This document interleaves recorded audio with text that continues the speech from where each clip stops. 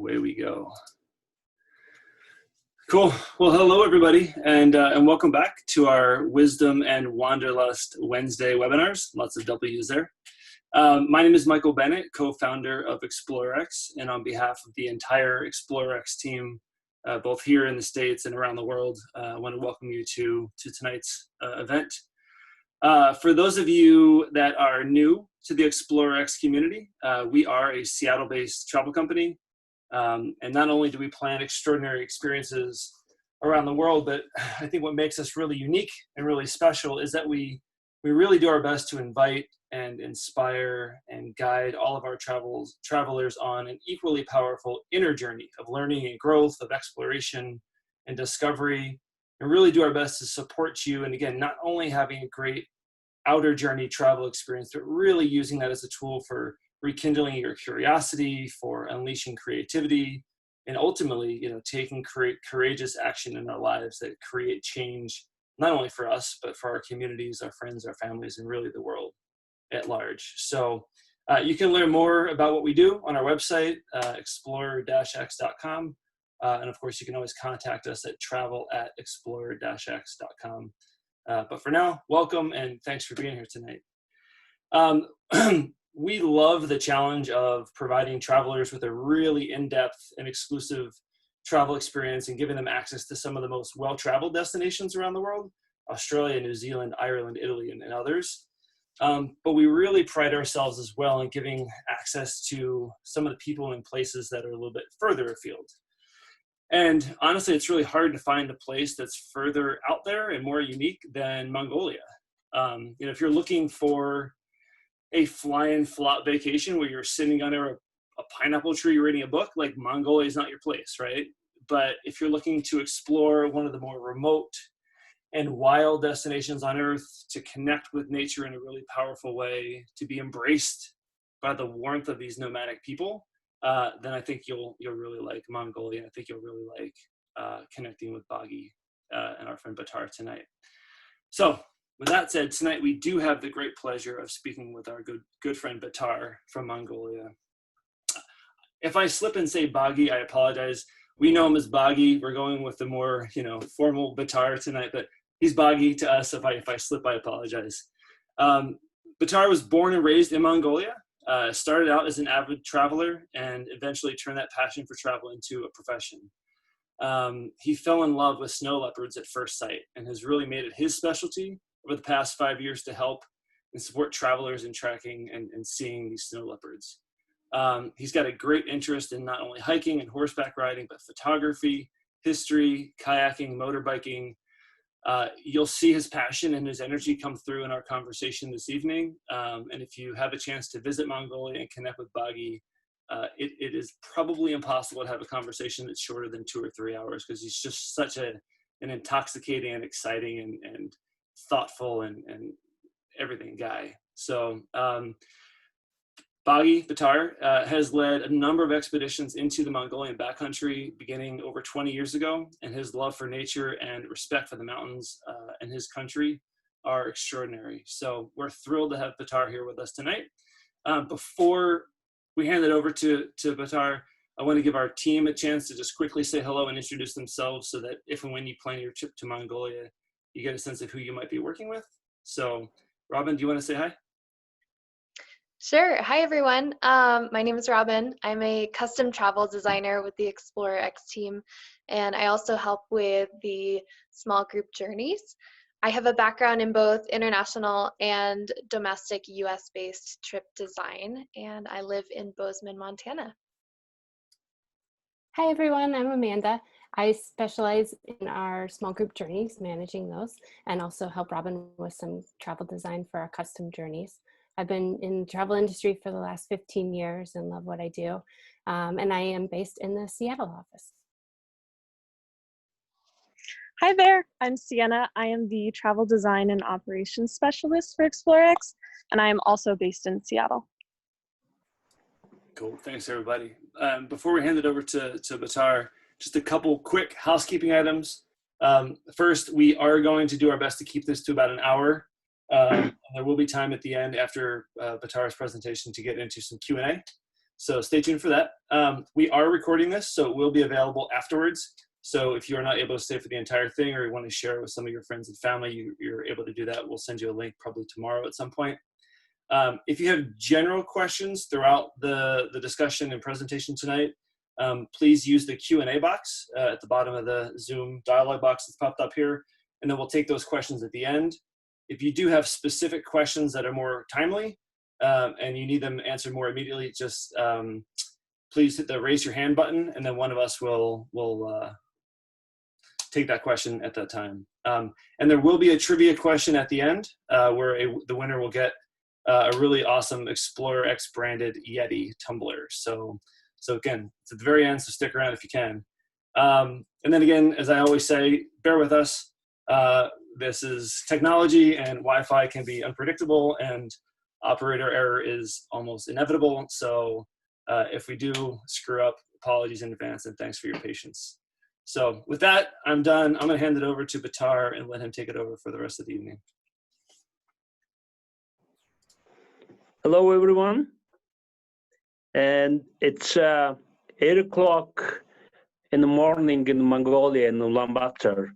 And before I start the little tour on the gear, I will start a little bit on Mongolia and geographic location and where it's locates. So Mongolia locates between two superpowers, China and Russia, and it's located in Northeast Asia, and we have a population of 3 million people, and it's bordered with Russia in the north, and south with China, bordered with Gobi Desert and Altai Mountains. And 3 million Mongols live in Mongolia, and about like 60% of the Mongolian population is Buddhist. So with the Buddhist nation, and actually among the northern Buddhist countries, Bhutan, Nepal, Tibet, Mongolia is one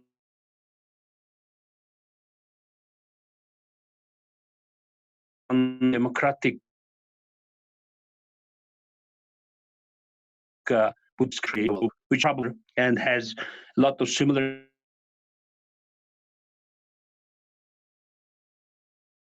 with the Hungarian, Finno-Hungarian language group. So Mongolia is 3 million people lives in Mongolia, but it has a lot of historical influence in Central Asia and around the world, in the world history. Probably you guys, everybody heard about the Genghis Khan, which is, Western people sometimes misspelling it Genghis Khan. So after this conversation, we all have to say Genghis Khan, and because of him, the Mongolia is, I think, still exists between two superpowers. Actually, outside Mongolia, the more Mongols live outside Mongolia. There's 4 to 5 million inner Mongols live in China, and also another 2 or 3 million, the Kalmyk Mongols and Buryat Mongols live in Russia. So that's pretty much about my country. And Mongolia is a very high country, and altitude-wise, the lowest point of Mongolia is higher than sea level, and highest mountain peaks are 4,800 meters above the sea level. And with the one nation speaks probably 2-3 major different dialects, and we have 20 different ethnic groups because of the historical, the features and historical, the accident, whatever, we mix it a lot. So Mongolia it's a very homogeneous and it's a mixed ethnic group. So gear, what's the gear? So in Western people, they know the gear yurt, Y-U-R-T, and yurt is actually the Turkic name for the same object. It's a gear. So Mongolians, we call the gear, G-E-R, and which means this accommodation, dwellings. Also, it means family. So gear is, I go slowly and start with the components of the gear. So gear consists, the wooden structure like this, and we call this one is un, which is, support poles. And another second very important one is this one we call ton, which is crown or ring roof. And then his ring roof is supported by those two big poles and hold the gear tight. Then his second very important wooden structure is lattice wall. So lattice wall and the un and ring roof and wooden door as wooden structures of gear. And the second major component is a wool. So behind this one, behind the canvas, there is a wool and made of the sheepskin and keeps the gear warm. I'm right now standing inside the gear, which is fall season, and which means the wool has two layers to protect the winter cold in Mongolia. If you look at the lattice wall is one of the toughest construction wall made by the human history. And this size of if you look at this square, this one holds the very strong wind structure.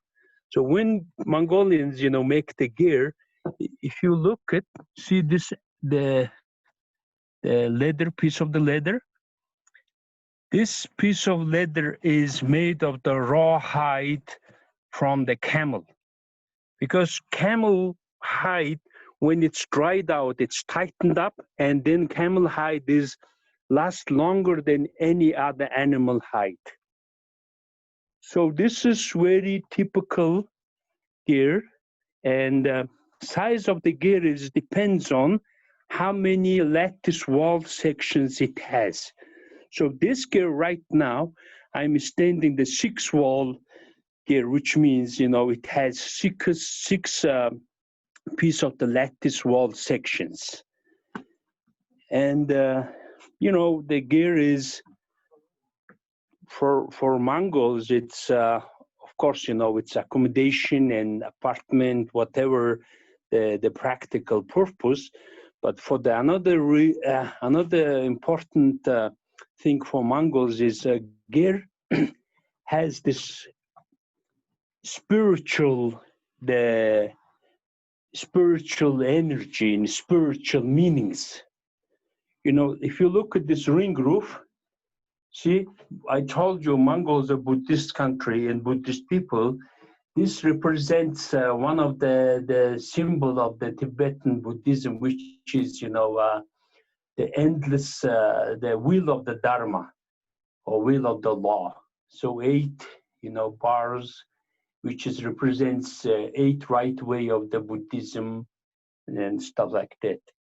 And also, Mongolia, we have song and poems about those 2 poles. You look those 2 poles, it's a pole, of course, the supporting the ring roof and the gear, but it's in Mongolia, another symbolic meaning of this 2 pole is it's a family. It's a husband and wife. So they together, the holding up the gear, and which means, husband and wife and family, they get together and they living in a life. And chest box and all this is very typical gear, and all the gears had this carpet, wool carpet, and chest box always in the north. So gear, when you have a chance to visit the Mongolia, when you enter inside the gear, you always walk with the clockwise. And this, when you inside the gear, your left-hand side is, we say, men's side. And the left-hand side of the gear, we call it the ladies' side. Because in the gear, we look at, there is no compartment of the wall. There is no partition wall inside the gear. There's no section kitchen. There's no section with the, the sleeping compartment, stuff like that. But in Mongolia, we separate the gear, not physically, but just mentally, and also the tools. So left side of the gear, we put the saddle and rifle and, all the equipments used by the men, and we pile it here, and then we call it men's side. And then the ladies side, which is, the right side of the gear, we put the chest box and cooking equipment and another stuff.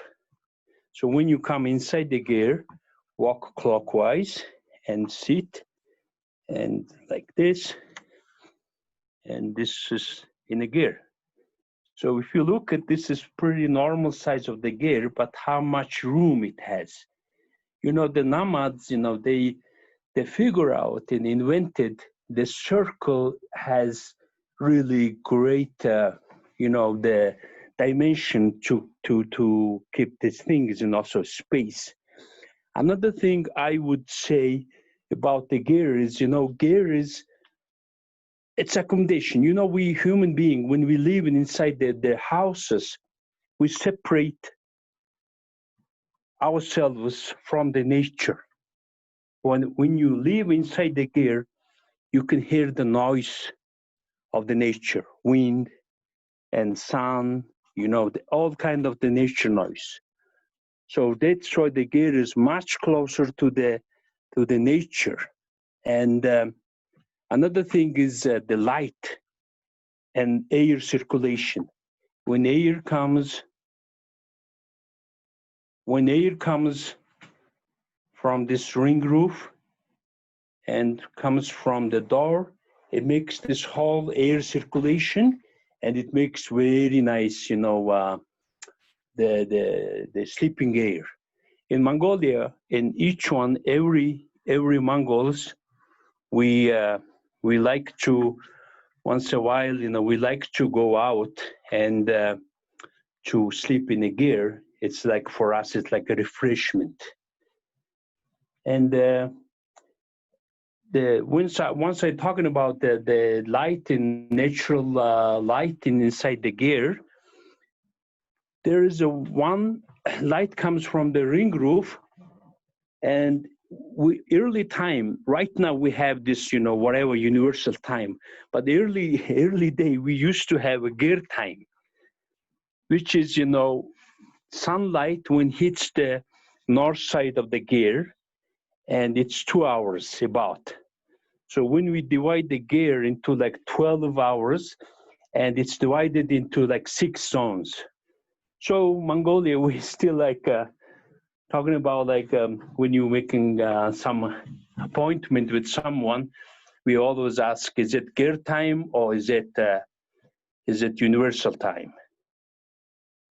So this is the basic introduction about the gear and components and some of the spiritual meanings. And any other questions, I'm happy to share with you guys. And I'm happy to share my country and other things. Doggy, do you want to tell us about how the heat stays in there and about the door? Sure. So heat, the gear has the stove inside the gear, and then is the people they use the wood or animal dung or coal, depends where they live. Actually, like in Gobi, because there is a Gobi desert, there is no trees. So local people, they use animal dried dung and coal, and like northern Mongolia, they use the wood stove. I mean the wood stove, the fired by stove. So gear, this is the major heating system inside the gear. Also, it's a cooking. So Mongolia, when you live in Mongolian gear, we have only twice per day start the fire if it's really not in extreme condition. Like when we cook dinner, the fire the stove. In the early morning, when we cook breakfast and tea, we fire the stove. Rest of the time, it stayed like this. And the door, we have this door. And one thing about the Mongolian gear, when you go inside, you all have to bend down because the door is a little bit lower than standard big houses. And this is very simple heating system. And the door is also keeps the dust out and also keep the heat inside the gear. Okay. Awesome. Let's see. Are there other, does anyone have any questions so far for Boggy?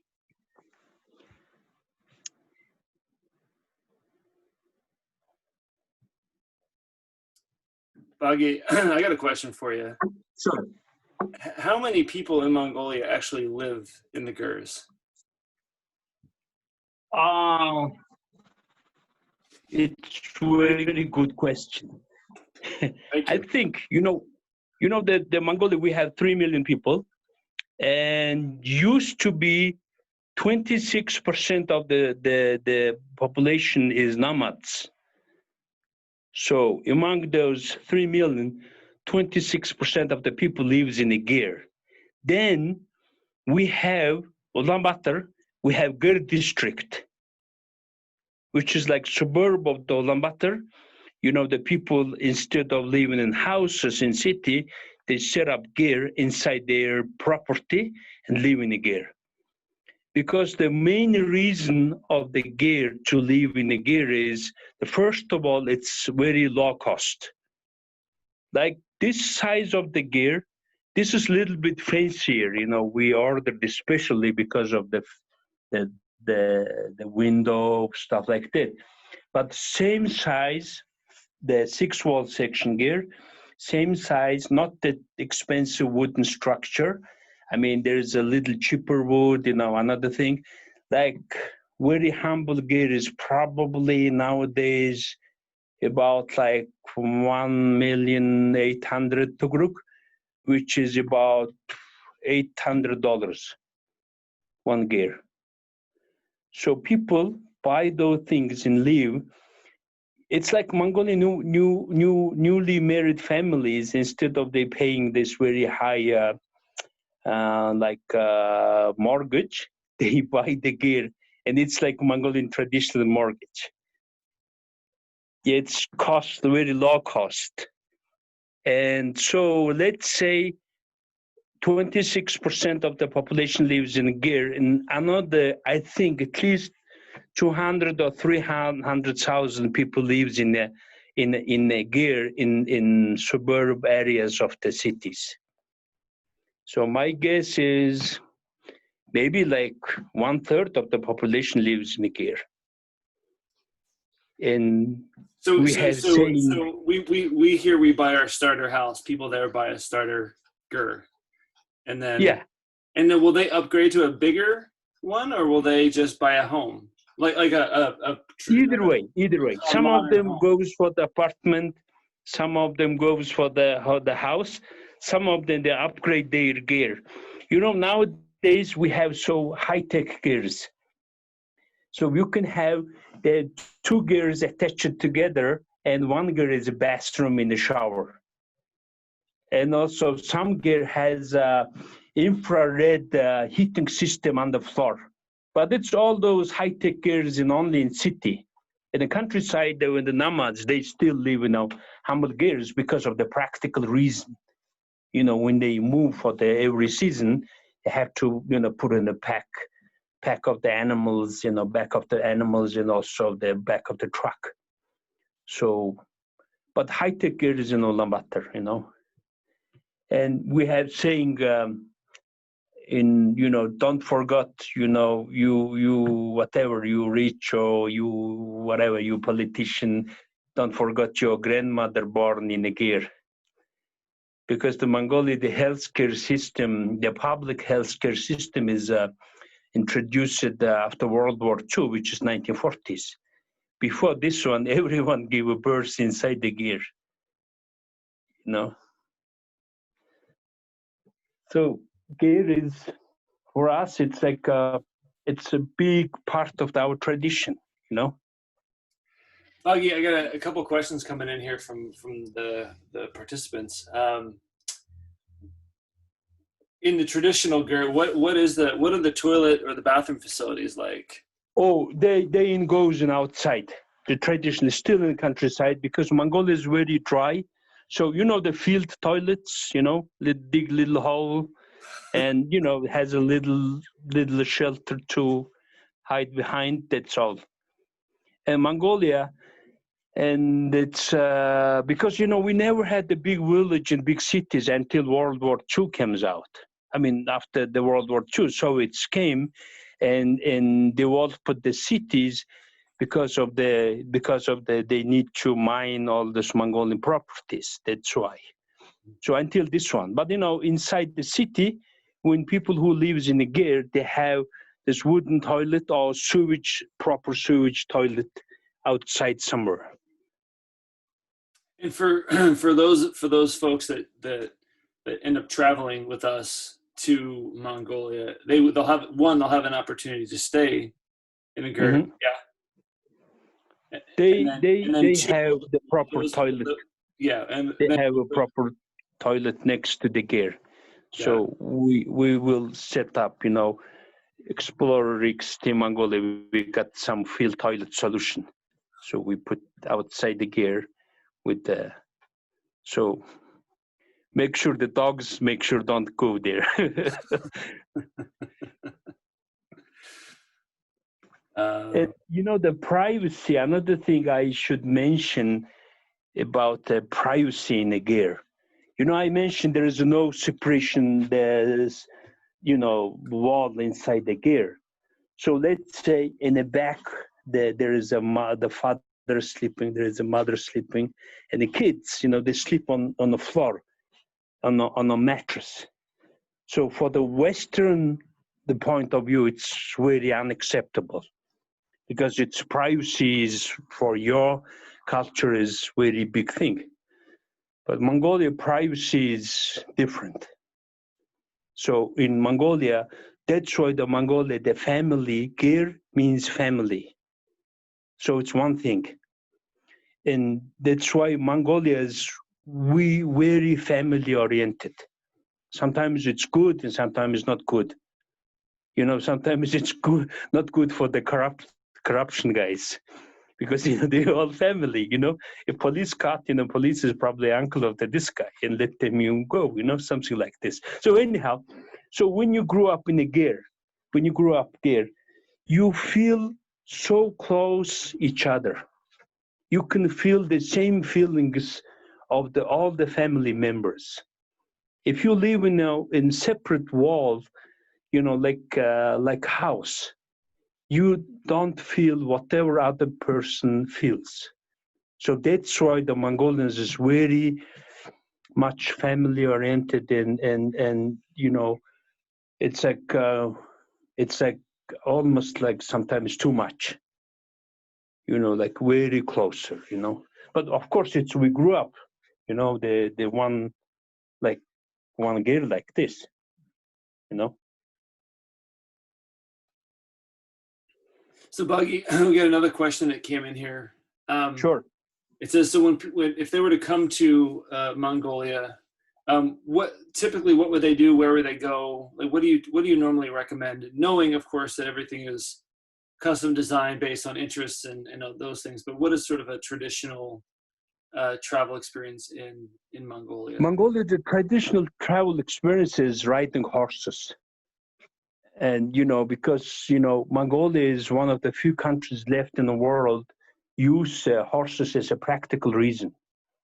We have 3 million people population, as I think we have 2.6 million, 7 million horses.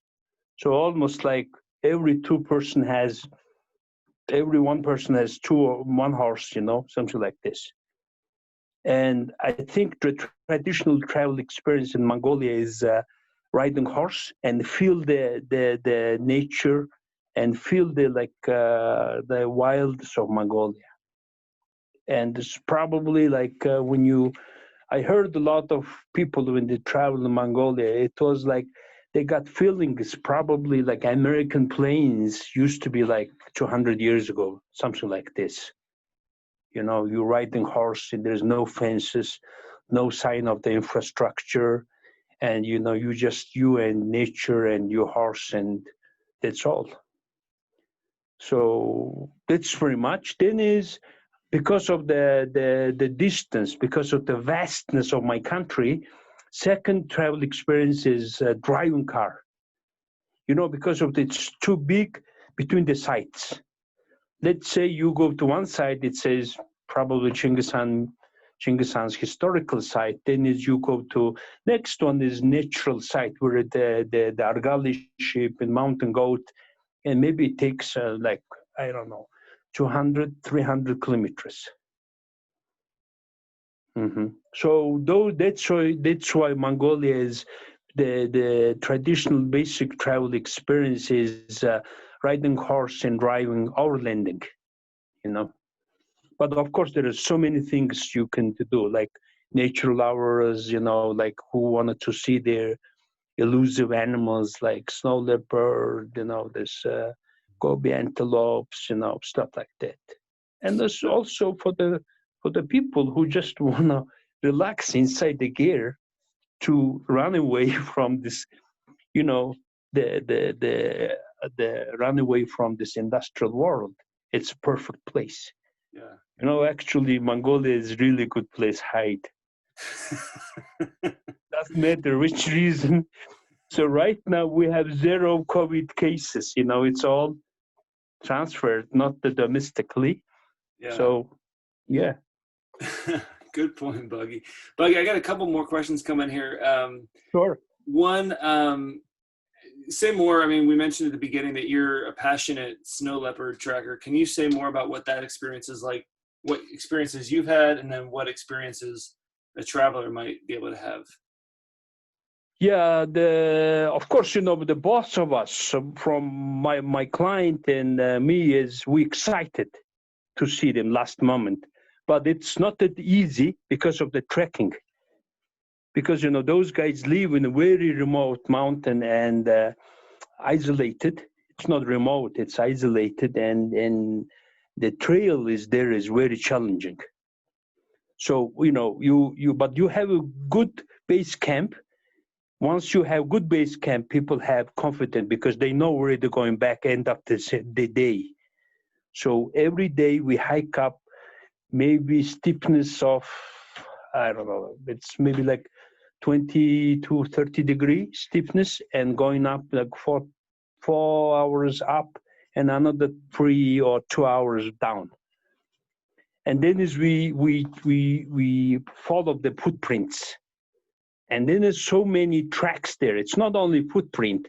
They have bomba, which means their territorial marking. You know, every cats make this territorial marking using the rear legs, you know.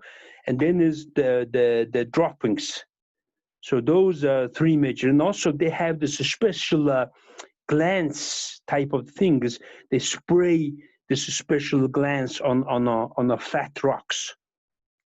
So those are the 4 major the tracking points you have to follow. And the area, the mountains there is stunning. It's like, because it's a national park, it's not allowed to any human activity, and very few local families live there. Nobody comes, you know. It's really remote and really great experience. And you know, the people, it has to be really good hiking condition. I mean, the physical fitness, you know. And you know, and we provide the good camping food, and then in electricity run in the evening for the charge of battery, because you know we run the trip about like in the winter months, and then your camera battery, you know, dies very quickly. So stuff like that. But when is the season to come and visit?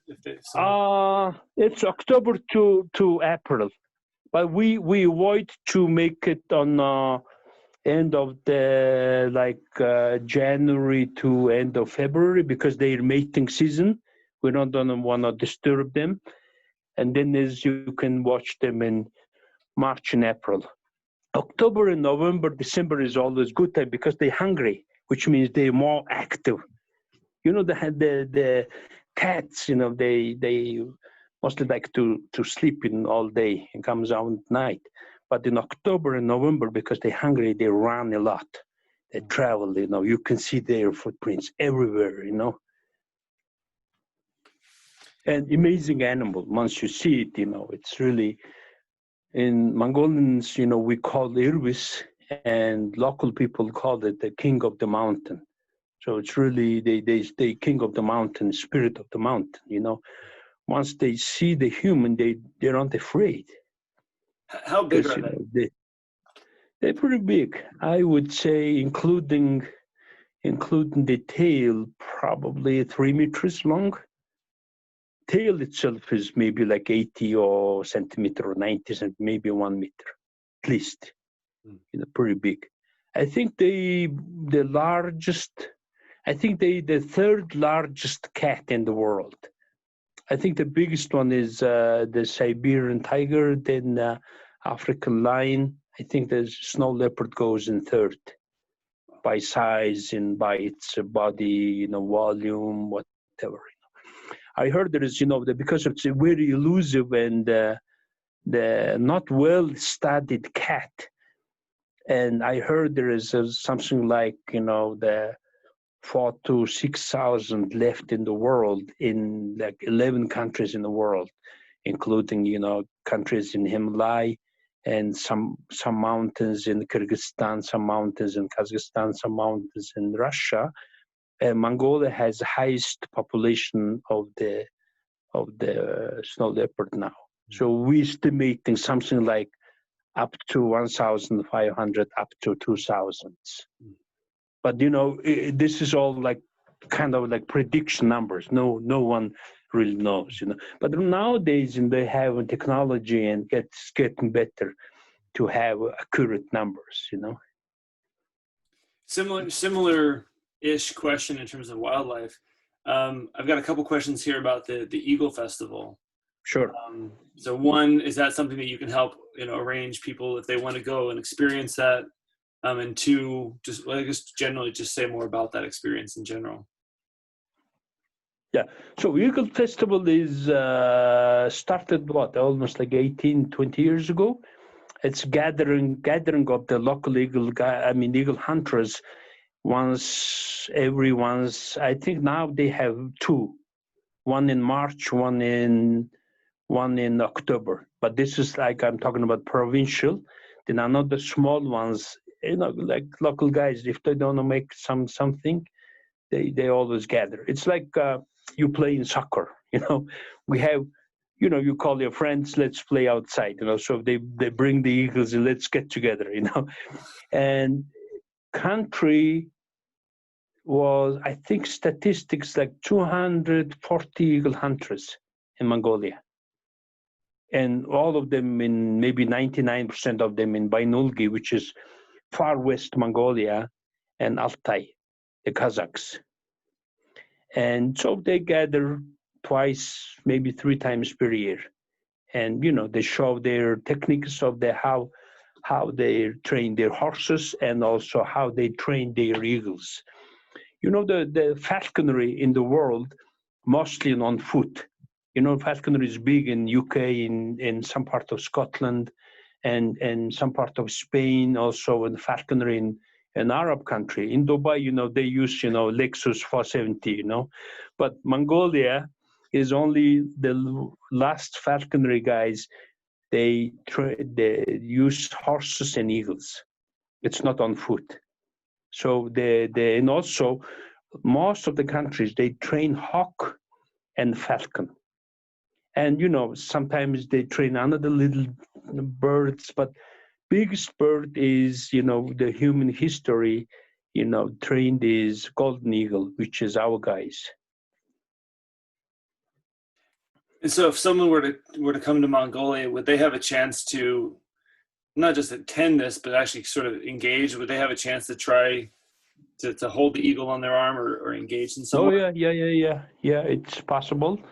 And also even like they can stay inside the eagle hunters and ride with them in 1 or 2 days up in mountain, because their actual hunting season also begins in the winter, because mostly they hunt for the animal skin, their fur for the fox, and the fur for the rabbit, and fur for the wild cat. So which is the winter their fur is really good. So that's why they go. So if someone interested to come and to ride with the Kazakh eagle hunters, they has to come in October until March. After March, their hunting season is off. I mean, when you visit there, you can hold the eagle in any time. But if you wanted to actual hunting with them, has to come in between October and end of the March. So you've mentioned October through March or October through April for both the snow leopard and the eagle hunting. The hunting it's this one. Eagle is better chance, and not the eagle. The snow leopard is better chance. You can watch in summer too, but the summer. Why we choose the winter months is when you trek like 3-4 hours in the summer, you can't see any trails. Maybe if you're lucky, you can see some maybe droppings, another stuff. But in the winter, because of the snow, you can see the snow leopard tracks all over. So it gives you much more clear, the purpose, daily purpose. Where are you going? What you're doing? You know what I mean? And also, again, they're more active in the winter because of the hungriness. So is that what's your favorite time of year? If you were going to recommend, someone travel to Mongolia, when or I they think all it just depends on the region, but in the Gobi Desert, of course, it's a desert. The July is the most hot season of the year. So I avoid to come in July in a Gobi, but I recommend in August, in May in a Gobi. June is one of the best months, and the end of the August and September is best months in the Gobi Desert. But if you come in central Mongolia, horse trekking in western Mongolia, the June to September is best months. And then is, if you come for the northern Mongolia, probably September is kind of cool, in September, but the very good months is July and in June. So it's kind of depends where you're going, what you're doing. But the summer months entirely, generally speaking, the May to September is good months to travel Mongolia. We've talked a lot about the wildlife and nature and getting out in all the vast open spaces, but what do you love to do in the city? What is there to do in Ulaanbaatar? Oh, Ulaanbaatar? Oh, I play the basketball with my friends and play soccer, outfield. But nowadays, this crazy thing, don't laugh at me, guys, the karaoke. The karaoke is, the Mongolia, the biggest sport in Mongolia is wrestling. The wrestling is very big in Mongolia.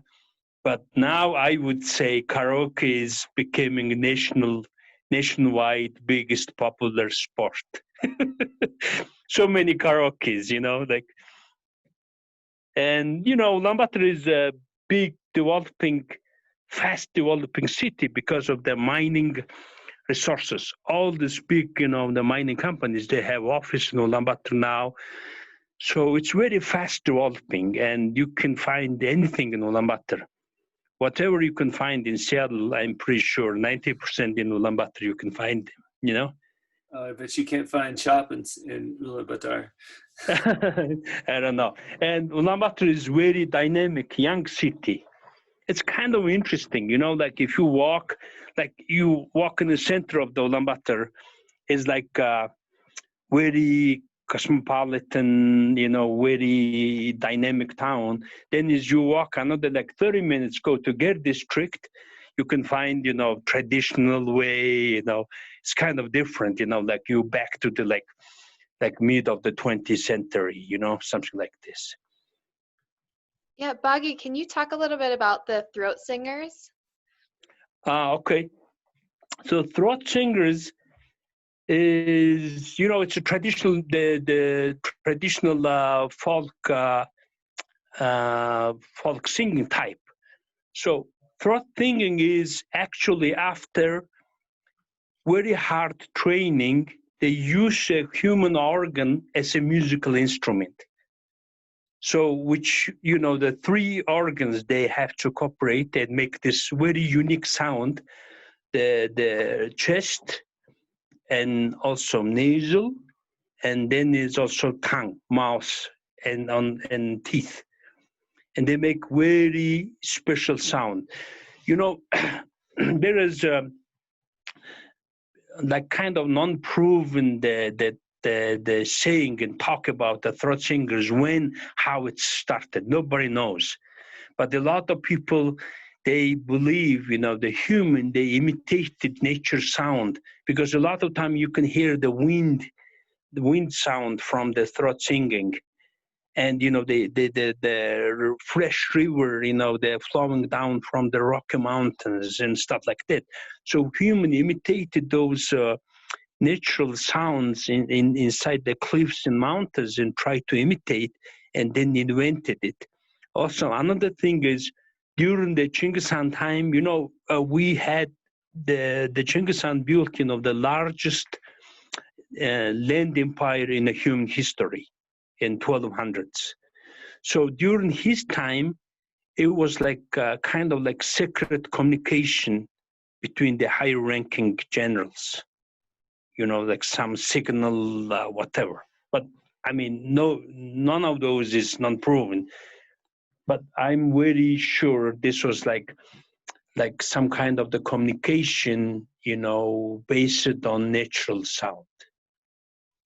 It's very unique, and it takes, hard working several years to learn it. It's like you're learning the opera singing. It's a profession now in Mongolia. And we have the university in Ulaanbaatar, they train the kids. And Western Mongolia, they have like private, like what you call homeschool, like individual people, they teach the local kids for the throat singing. Buggy, you've talked a lot about the history, and I know it's so rich and diverse there. Where is the best place for someone if they are really interested in learning more about the history of Mongolia? Where do they travel to in Mongolia, and what other resources can they look at before they even come? I think it's the central Mongolia is very good place, because few traces from the empire time left there. Old ruins, but the Mongolian archaeology of the institution, they built the new museums next to the old ruins and displayed all those, findings from the ruins of the old cities. I think Central Mongolia and Eastern Mongolia. Eastern Mongolia is because of the Genghis Khan's birthplace, and where he's, the conqueror, where his campaign was started. So Eastern Mongolia, Central Mongolia is places to go to, for the historical, the lovers. But another thing you have to note before you come in Mongolia. Mongolia is, because it's nomadic culture, and also when the Mongolian Empire collapsed, 1368, Yuan dynasty collapsed, and Mongols, kicked out from the Beijing. Ming dynasty, Chinese, they invaded to Mongolia, and they spent all their 200 years to destroy the Mongolia. And after those 200 years of the war, most of the historical monuments way back from 1200 is destroyed. So when you have to remind in your mentally when you come in Mongolia. It's of course, there is a lot of physical evidence, but not like, Rome, not like Vatican. So, but you can see a lot of ruins in ancient, the scripts and ancient steles, monuments, but it's not like Europe. It's very different way. And Central and East is, I think it's one of the best places to go. And the Eastern Mongolia is also another not well-known destination. It's really great place. It's one of the few last, not few, probably only one last non-fenced grassland in the world. Okay, what else? Got a question here, and then I have a question for you, and then we're going to wrap up. Sure. So what is the current economic relationship between China and Mongolia? Mongolia is economically very, very tight with China. Of course, our southern neighborhood is one of the fastest growing economy in the world. And, we provide the largest coal. I think that we the largest raw coal provider to China now. Used to be Australia, but Australia goes second. So it's economically, Mongolia is very pro-China, but politically, Mongolia is pro-Russia. So Mongolian independence is, locates, balance of the two superpowers, China and Russia. So that's why the Mongolia is, we don't want to give the one favor to the one power. So we always keep, the balance between. So most of the Mongolian politicians, they're products of the Moscow universities, but, they work with economically very tight with the China. Awesome. Thank you, Buggy. Buggy, I've got one question for you, and then we're going to answer the trivia question and then wrap up. And this is just, it's obvious how passionate you are about your country. And you've talked about so many different things, culturally, geographically, all of it. My question to you is, what is it that you love most about Mongolia? I think the most loved thing in my country is the vastness and the people. Let's say you stressed out in Ulaanbaatar, you drive only like 40 minutes and you lost yourself in the middle of the steppe. No one is there. And then is people of Mongols, because Mongols are, we struggling and surviving like 1,000 years between China and Russia. And so it made Mongol people is hardworking and, loving each other, loving for the other human, stuff like that. Don't read about those barbarian legends about the Mongol warriors, okay? It's over. It's 800 years ago. Awesome, Buggy. Buggy, this has been awesome. We are so thankful and grateful for you being here tonight. And of course, it's always fun working with you and planning travel for our guests. And obviously, we've had a lot of folks that have been here tonight attending and watching, and we'll watch more later if they weren't able to make it live. So thank you so much for that. We have a trivia question, and then I have a couple things before we go. So, Robin, how are we doing the trivia question? The answers are going to go in the chat. Is that right? Yep, answers go in the chat. So the first person to provide the correct answer wins. So I got to get so it's one of these Explorer X branded Yetis. They're awesome. All right. So the question, and Robin's going to be the judge and jury on this. So Be nice to Robin. The question is, why are the doors on the Gur so small?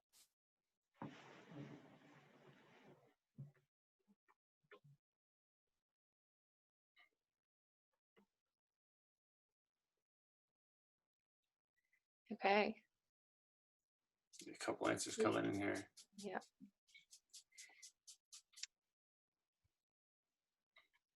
Robin? Okay, so the first answer is keep out the cold, and I think that does the trick. So that's Anna Marie. So congratulations. Awesome. So Anna Marie, we'll reach out to you afterwards. We've got your contact information from your registration, and then we'll connect with you to be able to send out this awesome Yeti to you.